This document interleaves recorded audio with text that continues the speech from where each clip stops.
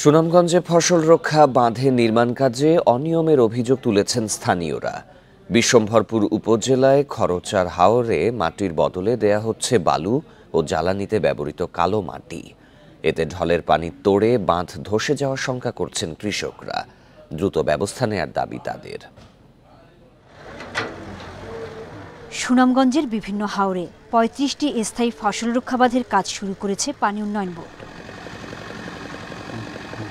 বিশ্বম্ভরপুর উপজেলার খরচার হাওরের বাসিন্দাদের অভিযোগ, মাটির বদলে দেওয়া হচ্ছে বালু এবং জ্বালানিতে ব্যবহার করা কালো মাটি। টেকসই না হলে ঢলের পানির তোড়ে বাঁধ ধসে যাওয়ার শঙ্কা তাদের। মূলত আমরা ব্যবহার করি লাকড়ি হিসাবে, কিন্তু বুঝছেন কথাটা, তখন খালা মাটিটা যদি আপনার ভিজা মাটির সাথে থাকে তখন আবার এই মাটিটা ভিজা থাকবো, আর যদি মাটিটা উপরে পড়ে তখন মাটিটা আবার এই লাকড়ির মতো শুকাই যাবো। যদি কোনো মেঘে যে খাইতে নিয়ে গেছে তো বাঁধের হালকাই দিব,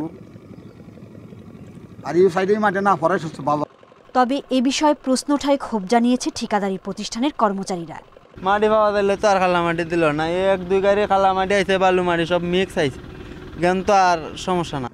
এদিকে ঠিকাদারি প্রতিষ্ঠানকে এসব মাটি সরিয়ে ফেলতে নির্দেশ দিয়েছে পানি উন্নয়ন বোর্ড। ঠিকাদারকে নির্দেশনা দিয়েছি যে মাটিগুলো সরিয়ে নেওয়ার জন্য, এবং এখন থেকে তারা কিন্তু আর এখন কালো মাটি বা বালু নিয়ে আসতেছে না। তবে আমরা আশা করতেছি মাটির কাজটা আমরা ইনশিওর করে আমরা হাওরকে সুরক্ষিত রাখবো। পাশাপাশি আমাদের যতটুকু সম্ভব আমরা এখানে যে সিসিমূলক আর্মারিং কাজ সেটা বাস্তবায়ন করব। খরচার হাওরের রাধানগর থেকে রায়পুর পর্যন্ত ৭০০ মিটার বাঁধ নির্মাণে ব্যয় ধরা হয় ২৭ কোটি টাকা। চলতি বছরের মার্চ মাসের মধ্যে কাজ শেষ হওয়ার কথা রয়েছে।